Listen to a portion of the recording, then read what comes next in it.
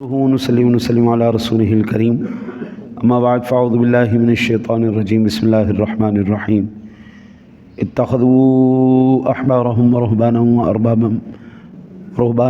اربابا من دون اللہ والمسیح ابن مریم وما امروا الا ليعبدوا الہا واحدا لا الہ الا هو سبحانہ عما یشرکون۔ انہوں نے اللہ کو چھوڑ کر اپنے علماء اور اپنے پیروں کو خدا بنا لیا، اور مسیح ابن مریم کو بھی، حالانکہ ان کو یہ حکم دیا گیا تھا کہ یہ صرف ایک خدا کی عبادت کریں، اس کے سوا کوئی عبادت کا مستحق نہیں ہے، وہ ان کے خود ساختہ شرکاء سے پاک ہے۔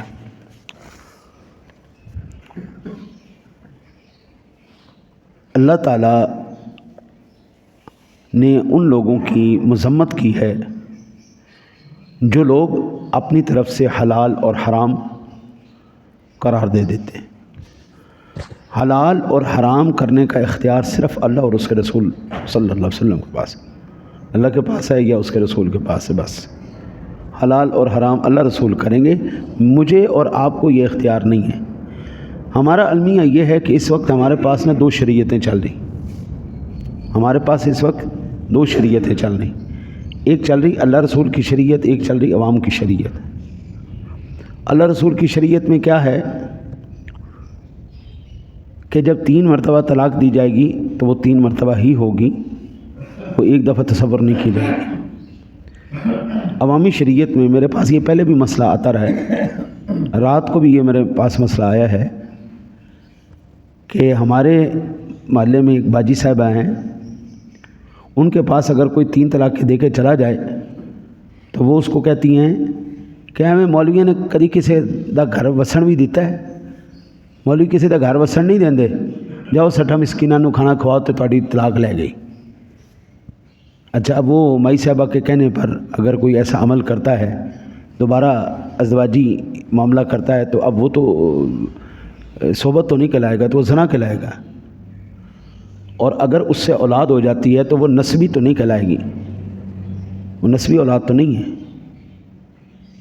بھائی، اس کو ولد الزنا عام عرف عام میں ہم حرام دہی کہتے ہیں۔ اب آپ یہ اندازہ کریں، اللہ اور اس کے رسول کی شریعت کے اندر نعت خوانی کے اندر با ادب ہو کر، احترام کے ساتھ، ادب کے ساتھ معیاری کلام پڑھا جائے۔ معیاری کلام پہلے جو ہے نا جی، نعت گو ہی نعت خواں بھی ہوا کرتے تھے، اور وہ جب کلام پڑھتے تھے بڑے احتیاط کے ساتھ، بڑے عزت اور احترام۔ اعظم چشتی صاحب ہیں، محمد علی ظہوری قصوری صاحب، سائم چشتی صاحب ہیں، یہ نعت گو بھی تھے، نعت خواں بھی تھے، بڑی سونی خوبصورت نعتیں پڑھتے تھے۔ یہ اللہ رسول کی شریعت کا یہ حکم ہے۔ اب عوامی شریعت کے اندر کیا ہے جی، وہ مولوی ایویں جناب جڑا نا جی آ کے وہ پھڈا پا دیندے نے، اے بھاویں ڈھولکی ہو جا کے تسی نعت پڑھو تو بھاویں نچ کے نعت پڑھو، مولوی بڑا کسی نے نچن دیندے۔ عوامی شریعت کے اندر اس کا بالکل یہ اسی طرح مسئلہ ہے، لیکن اللہ رسول کی شریعت میں یہ کوئی مسئلہ نہیں۔ اگر ہوتی نا، اللہ کی قسم صحابہ کرام علیہ رضوان سے زیادہ حضور کا ثنا خوان کون تھا؟ وہ معیاری کلام تھا۔ آج بھی 14 صدیوں کے بعد بھی جب ہم صحابہ کرام علیہ رضوان کے کہے ہوئے اشعار پڑھتے ہیں نا، تو حضرت ایمان تازہ ہو جاتا ہے۔ وَأَحْسَنُ مِنْكَ لَمْ تَرَ قَطُّ عَيْنِي وَأَجْمَلُ مِنْكَ لَمْ تَلِدِ النِّسَاءُ خُلِقْتَ مُبَرَّأً مِنْ كُلِّ عَيْبٍ كَأَنَّكَ قَدْ خُلِقْتَ كَمَا تَشَاءُ۔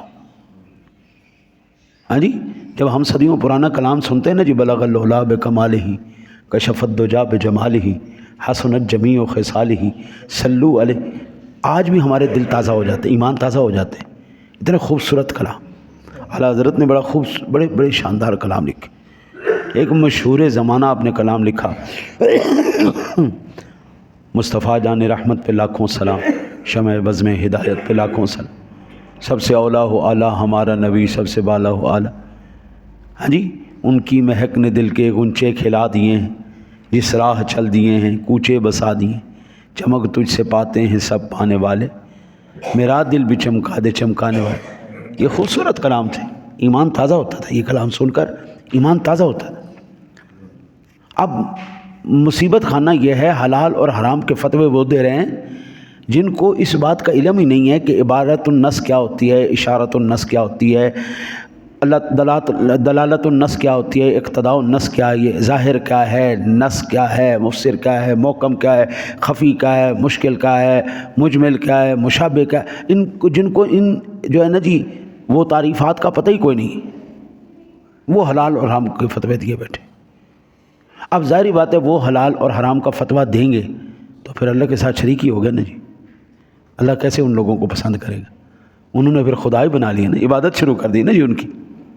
حضرت عدی بن حاتم رضی اللہ تعالیٰ بیان کرتے ہیں کہ میں نبی اکرم صلی اللہ علیہ وسلم کی خدمت میں حاضر ہوا، اس وقت میری گردن میں سونے کی سلیب تھی، عیسائی تھے نا پہلے، ہاں جی، سونے کی سلیب تھی۔ میرے آقا نبی اکرم صلی اللہ علیہ وسلم نے ارشاد فرمایا، اے عدی اس بت کو اتار کے پھینک دو۔ میں نے حضور نبی اکرم صلی اللہ علیہ وسلم سے یہ جو ہے مبارکہ میں نے ابھی تلاوت کی ہے اس کے بارے میں پوچھا تو آپ نے فرمایا وہ اپنے علماء کی عبادت نہیں کرتے تھے، لیکن جب وہ کسی چیز کو حلال کر دیتے تو اس کو حلال کہتے، اور جب وہ کسی چیز کو حرام کر دیتے تو وہ اس کو حرام کہتے۔ سنن ترمذی شریف کی حدیث پاک۔ اب یہاں سے اندازہ کیجئے حلال اور حرام اللہ رسول کریں گے، میں اور آپ نہیں کریں گے۔ کیا چیز حلال ہے، کیا چیز حرام ہے؟ اور پھر سب سے بڑا المیہ یہ ہے کہ مجھے اپنے اوپر شریعت اچھی نہیں لگتی، مجھے دوسروں کے اوپر شریعت اچھی لگتی۔ یہ اس سے بڑا المیہ ہے۔ وہ بھائی اگر آپ مسلمان سچے مسلمان ہیں نا جی، تو سب سے پہلے آپ کے اوپر شریعت مطہرہ نظر آنی چاہیے۔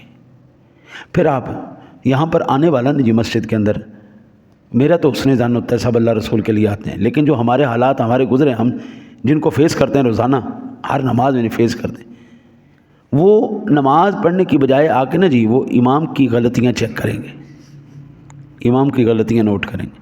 اب امام کی غلطی نوٹ وہ کر رہا ہے جس کے منہ پہ اپنی داڑھی کو نہیں، جس کی اپنی داڑھی شریعت کے مطابق ہو، نوٹ وہ کر رہا ہے جڑے سر و ننگا نماز پڑھ رہے ہیں، نوٹ وہ کر رہا ہے جن کا لباس شریعت کے مطابق نہیں۔ اللہ کے بندے اللہ کو راضی کرنے کے لیے آیا ہے، عبادت کرنے کے لیے آیا ہے، اپنے گناہوں کی بخشش کے لیے آیا ہے، تو ادھر توجہ کر۔ یا اللہ میں آیا ہوں، گناہ گار بندہ ہوں تیرا، یا اللہ تو میرے پہ مہربانی کر دے، میرے گناہوں کو معاف کر دے مالک، میری مشکلات کو آسان۔ بندہ اپنے لیے دعا کرنے کے لیے آیا، کجا کہ بندہ اب اللہ کے گھر میں بیٹھ کر دیکھیں نا، سب سے پہلی بات تو یہ ہے نا کہ ہر ایک کو توفیق نہیں ہوتی مسجد میں آنے کی۔ اگر مسجد میں آ ہی گئے ہیں تو پھر بندہ اللہ سے کچھ لے کے جائے نا، اللہ کو ناراض کر کے تو نہ جائے، اللہ کو ناراض تو میں یہاں پر کسی کو کوئی تکلیف نہیں، جو کرتا ہے ٹھیک ہے کرتے رہو۔ اجتماعی طور پر مسئلہ بیان کر دیتا ہوں، کسی کا دل کرتا ہے عمل کرتا ہے، نہیں کرتا نہیں کرتا، میں پھڑ کے کسی نے زبردستی نہیں کرتا۔ میرا کام ہے بڑے نا آسان طریقے سے بتا دینا جی حضرت مسئلہ اس طرح ہے، اگر کوئی عمل کرے سبحان اللہ اس کی مہربانی، نہ عمل کرے تو بھائی میں ڈنڈا لے کے انہوں عمل کرانے واسطے نہیں بیٹھا ہے، وہ ذات خود بخود عمل کروا لے گی، وہ بڑی ڈاڈی ذات ہے، کروا لے گی، اس کو پتہ ہے میں نے کیسے کروانا۔ یہاں سے یہ بات پتہ چل گئی کہ کسی بھی دینی پیشوا کے قول کو ہم ترجیح نہیں دیں گے اگر وہ اصرار بھی کرتا ہے، اور اصرار کرنے کے بعد آپ اس پر عمل کرتے ہیں تو پھر یہ اس کو خدا بنا لینا۔ میں یہاں پہ جب آج سے 6 سال پہلے میں جب آیا تھا شروع میں 1-2 جمعے ہوئے تھے مجھے آئے ہوئے، مجھے یہاں پہ ایک پیر صاحب نے دعوت دیجیے آپ تشریف لائیں جی، میں گیا جی، تو اس نے مجھے اپنے ساتھ سیٹ دی، اس کا جو بھی مرید آئے وہ آ کے اس کو سجدہ کرے۔ مجھے تو بڑی تکلیف ہوئی، میں نے آہستہ صاحب پیر صاحب سے کہا، میں نے کہا حضرت یہ بات درست تو نہیں ہے۔ وہ پیر صاحب مجھ سے ناراض ہو گئے، آپ میرے مریدوں کے سامنے میری بے عزتی کر دی۔ بھئی آپ اللہ کے بندے سجدہ کروا رہے ہیں، میں چپ رہوں، گنگا شیطان بن کے بیٹھا رہوں، پھر ٹھیک ہے۔ پھر مجھے انہوں نے کہا ناراضگی رہی ان کی میرے ساتھ 6 مہینے۔ 6 مہینے بعد آ کے کہنے لگے آپ نے چپ کر دیا، کہنا جی چپ کر دیں، ہمارے خلاف بولا نہ کریں، ہم آپ کو ماہانہ بھی خدمت پیش کریں گے، آپ کو سالانہ بھی پیش کریں گے۔ جی اعلیٰ حضرت کہتے کروں مدح اہل دول رضا، پڑے اس بلا میں میری بلا، میں گدا ہوں اپنے کریم کا، میرا دین پارا نہ نہیں۔ روٹی کے ٹکڑوں کی خاطر ہم نے یہ فیلڈ اپنائی تھی۔ اللہ رسول کے لیے ہم نے اس فیل کو پسند کیا ہے۔ اگر آپ کے اندر اتنی جرت ہی نہیں ہے بات کرنے کی، آپ بات نہیں کر سکتے، تو آپ کو کس نے کہا ہے ادھر آئیں؟ ہاں جی، حرام ہی کھانا ہے نا پھر، اللہ اور اس کے رسول کی شریعت کو چھپا کے حرام کھانا ہے نا، حلال تو نہ ہوا نا وہ۔ آپ بیان کریں، کوئی آپ سے راضی ہوتا ہے، آپ سے ناراض ہوتا ہے، آپ کو اس سے غرضی نہیں ہونی چاہیے، ایک مد نظر ہونا چاہیے، اللہ رسول راضی نہیں، بس اللہ رسول راضی ہے، سب راضی۔ رہی بات ناراضگی کی، تو جو بندہ حضرت مخالفت نہیں نہ برداشت کر سکتا، اس کو اس فیلڈ میں آنا ہی نہیں چاہیے، آنا ہی نہیں چاہیے بالکل۔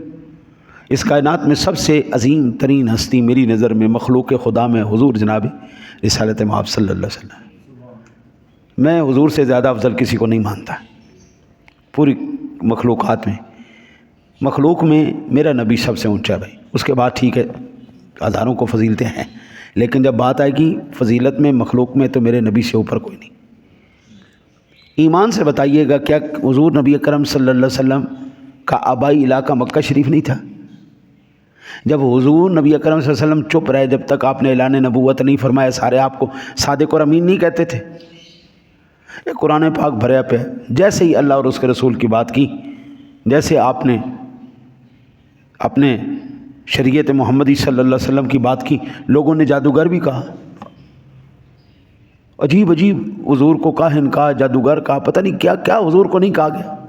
وہی قوم جو صادق اور امین کہتی تھی، اسی قوم نے مخالفت کی، مارا، اس حد تک مخالفت کی کہ حضور کو مکے سے ہجرت فرمانی پڑی۔ حضور مکے سے ہجرت کر کے مدینہ منورہ تشریف لے گئے، اپنا علاقہ چھوڑ دیا۔ اگر حضرت صاحب کائنات میں سب سے عظیم ترین سچی کامل اکمل مکمل ہستی، اگر اس کی مخالفت ہو سکتی ہے نا، تو حضرت میں اور آپ تو شاہی کوئی نہیں۔ اور اب میں کہتا ہوں اس چیز کو مد نظر رکھ کے، سیدنا صدیق اکبر کا دورانیہ ویسے کم تھا، 2 سال 2.25 سال کا تھا، آپ کا وصال ہو گیا۔ حضور کے خلیفہ بنے حضرت سیدنا صدیق اکبر کے بعد حضرت سیدنا عمر فاروق اعظم۔ عمر فاروق اعظم کو آپ طبعی آپ کا وصال ہوا یا آپ کو شہید کیا گیا؟ آپ کو شہید کیا گیا نا، نماز پڑھا رہے تھے، نماز کے دوران آپ کو جو ہے زخمی کیا گیا، اور انہی زخموں کی وجہ سے آپ شہادت ہوئی۔ اس کے بعد خلیفہ بنے حضرت سیدنا عثمان غنی رضی اللہ۔ حضرت عثمان غنی اپنی طبعی وصال ہوا یا آپ کو شہید کیا گیا؟ آپ کو شہید کیا گیا۔ اس کے بعد خلیفہ آئے حضرت علی المرتضیٰ شیر خدا۔ حضرت علی اپنا طبعی وصال ہوا یا ان کو شہید کیا گیا؟ شہید کیا گیا۔ اس کے بعد آئے حضرت امام حسن۔ حضرت امام حسن کو شہید کیا کیا کہ آپ کا طبعی وصال ہوا۔ جو بھی میرے مصطفیٰ کا نائب ہوتا ہوا ہے نا جری، اس کو جان تک کے نذرانے دینے پڑیں۔ کیوں دینے پڑیں؟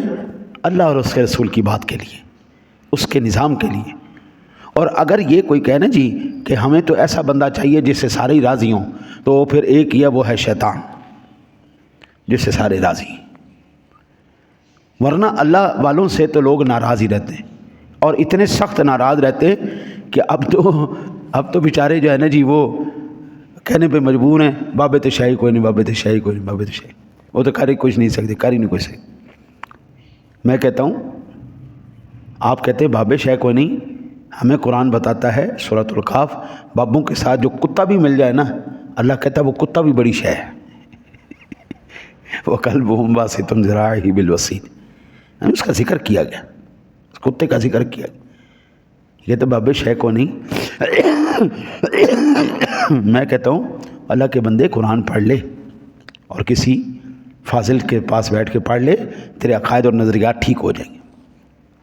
ٹھیک ہے جی۔ اب یہاں سے ہمیں کیا پتہ چلی، اگر ہم کسی آج وہ پیر صاحب کی کوئی ہم بات کریں نا جی، علمی اختلاف کریں ان کے ساتھ، ایک ہوتا ہے اناد نہیں۔ کوئی بندہ اگر صرف اس لیے سیکھتا ہے علم کہ میں لوگوں کے ساتھ مناظرہ کروں گا، اس کو ذلیل کروں گا، تو وہ علم اس کو جہنم میں لے کے جائے گا۔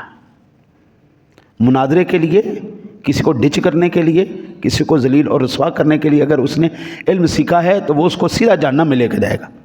ہاں، علم اس لیے سیکھا ہے کہ میں صحیح طریقے پر اللہ اور اس کے رسول کی بات سمجھ سکوں، تو یہ اس کو جنت میں لے کے جائے۔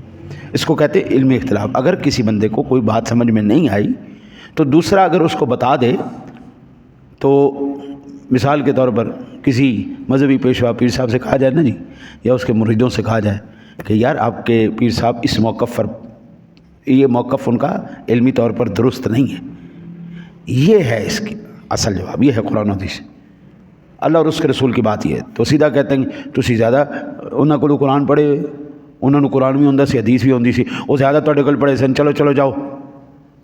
وہ پیر کو غلط نہیں کہیں گے، وہ قرآن حدیث کو غلط کہہ دیں گے۔ بس یہ ہے جی آج کا سبق، آیت کا پہلا حصہ۔ انشاءاللہ دوسرے حصے پہ کل مزید عرض کروں گا۔ دعا کرو اللہ تعالیٰ آپ کو مجھے قرآن سمجھ کر، حضور کا فرمان سمجھ کر اس پر عمل کی توفیق نصیب فرمائے۔ اللہم صلی علی سیدنا